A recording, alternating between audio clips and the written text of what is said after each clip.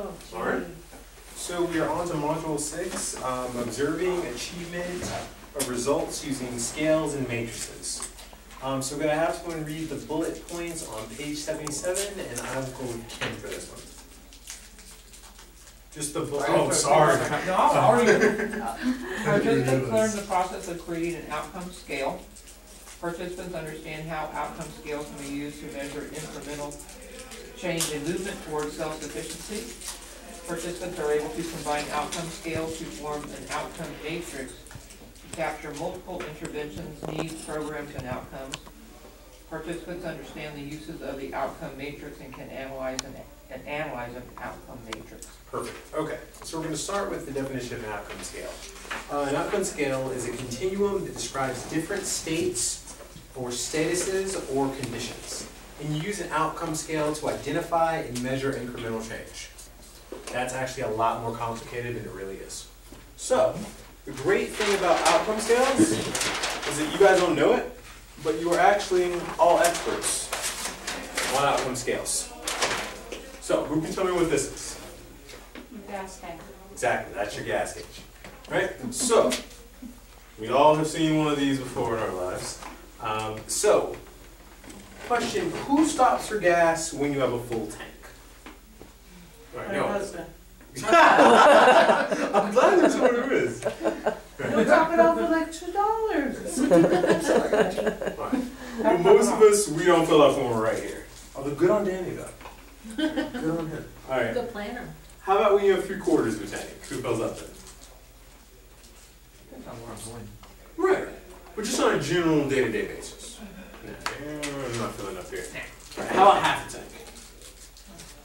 Okay. All right. I am among friends here. I'm among peers. 1/4 tank. You should. Thank you. He's going. I do. Okay. I'm there with you too. Right. You should. It's a good idea. And how many of us fill up when we're on empty? That's me. Yes. When that light goes on, and like, essentially, it's really great that we work so close to a gas station. That comes in very handy some days. Okay. So basically, we can we use the gas tank as a model 1 because it actually is an outcome scale because we're measuring incremental change. From empty to a 1/4 tank is an increment, from 1/4 tank to a half a tank. And also it kind of helps us to communicate some things about outcome scales as they apply to CAA. So for instance, is it costly in terms of money? Is it cheaper to fill up your gas tank here? Or is it cheaper to fill it up here? Like 3/4. Right, 3/4, because you've got more gas in the tank, so therefore you're spending less money to fill up your tank. So one of the lessons we can apply to the ROMA scales, or the scales that we use for CAAs, is that the earlier that you intervene, the earlier that you do what you need to do or fill up your gas tank, the cheaper it is for you, right? As opposed to if you wait until you're all the way down here. Another question, what do you do when you run out of gas? Or what would you do if that's never happened? Call my husband. Right. Right. Call your Call husband. for help. You call for help, right? So in that moment, when you're out of gas, you're kind of dependent on someone, right? Because, perhaps Danny's at work, or perhaps something else is going on. If you call a tow truck, you're dependent on that tow truck driver to get there. You're dependent on AAA. So another way that we can think of this is really, this scale shows us a scale of independence to dependence. Because when we're down here, it's more likely that we're going to be dependent on someone else. When we're up here, we're independent. We can, pick and choose. We can compare gas station prices. We can skip on a gas station if we don't like the food. We are independent. We are making our own decisions. We're down here, not so much. Okay. So, what we've done here is kind of combined our gas gauge example and combined it with a more traditional CAA scale indicating statuses for someone or for a client. And so this red line here you'll notice that I pointed out, we call this the prevention line. And this line, kind of like I alluded to earlier, is the line that separates independence from dependence. And to continue that gas metaphor, it's a lot easier to move someone from stable to safe than it is from in crisis to stable, right? So that kind of continues as well. So, one of the things about working at a CAA is that these outcome scales can help us determine when we're going to intervene, when we're going to start providing services. So we might choose to provide, for instance, like automatically as a CAA, most of the people we help are low income. So most of the people that we help aren't necessarily thriving from a socioeconomic standpoint. Perhaps they're here, perhaps they're below the prevention line. So automatically that is an assessment that we're making about their status in order to decide who we're helping and how we're helping them. So generally, like I said, people who we are helping are below the prevention line, which is that border from being independent to self-dependent. So another way to think of this, if we think of self-sufficiency, which is our big goal as CAAs, and of course for this CAA, independence is roughly equivalent to self-sufficiency. So by helping people, we're helping them move towards self-sufficiency. And in this case, moving towards self-sufficiency is moving up. So for an activity real quick here, we're going to actually create our own scale. And this will show you also how we have flexibility to set benchmarks for thriving, for safe, for stable, according to the characteristics and conditions of our population and in our community. So let's think about housing. Housing in Las Cruces. What are some housing options that we have here in the city? The Seal Valley housing. Which Not is, necessarily things that like housing situations. like, you those could- are, what are they called? Where they put you in an apartment, you don't get to choose. It's just like emergency housing. Okay, emergency housing, right. Yeah. That's a housing service.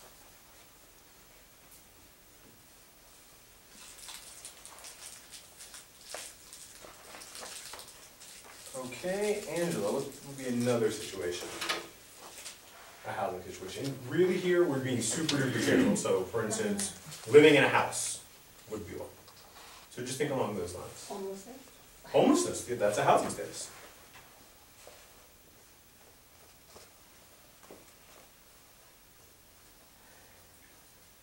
Okay, Susan? Living with family? Living with family? And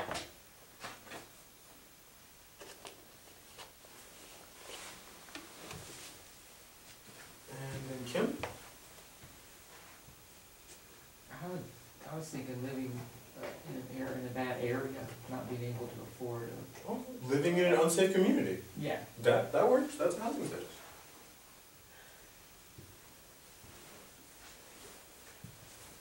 Cecilia?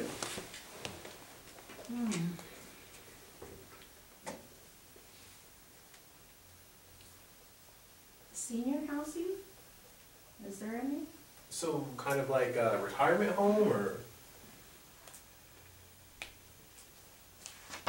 No, I was thinking more of, well, yeah, yeah.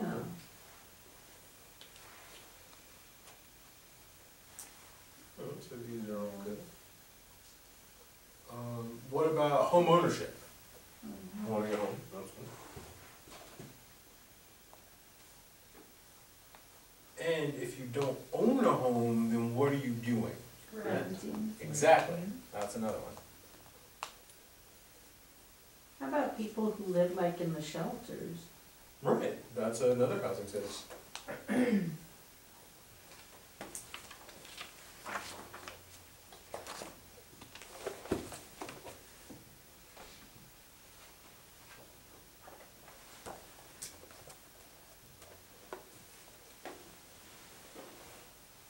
I'll just put APT for apartment. Okay, so it seems like we got a pretty good list of housing options. Here's some and I added a second page just in case you have a bunch of ideas, because I've done this where people have a lot of different options that they're suggesting. So what we're going to try here is basically incorporating our housing options into a scale. And so this is going to be another majority rules exercise here. So, in terms of emergency housing, where would we put that on our scale? In crisis. In crisis? All right, can I see a show of hands? All right, most people think it's excellent in crisis, which makes sense because it's emergency housing.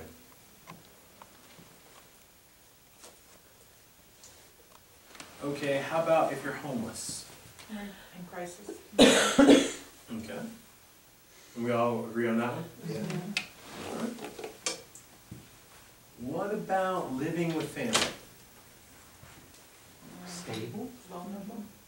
Okay. Alright, this one's like there's okay, so how many Is say? it family or friends? Because family Well, would we be said vulnerable. family. Family? Family could be Living in with crisis. family. Depends on your family. Okay. So, and it's so funny because actually when I was doing this exercise in Arkansas, someone said, well, if you're living with family, you're vulnerable because you're about one fight away from being homeless. So we're going to say vulnerable or stable? See, it depends on the situation. In those situations? I say vulnerable. All right, I because feel like you're there's a not- lot of vulnerable going on around here. Okay. Okay, I just learned a lot It about also all you depends on the guys. culture. Yeah, I think so. The culture comes into play on this Yeah. one. Alright, so just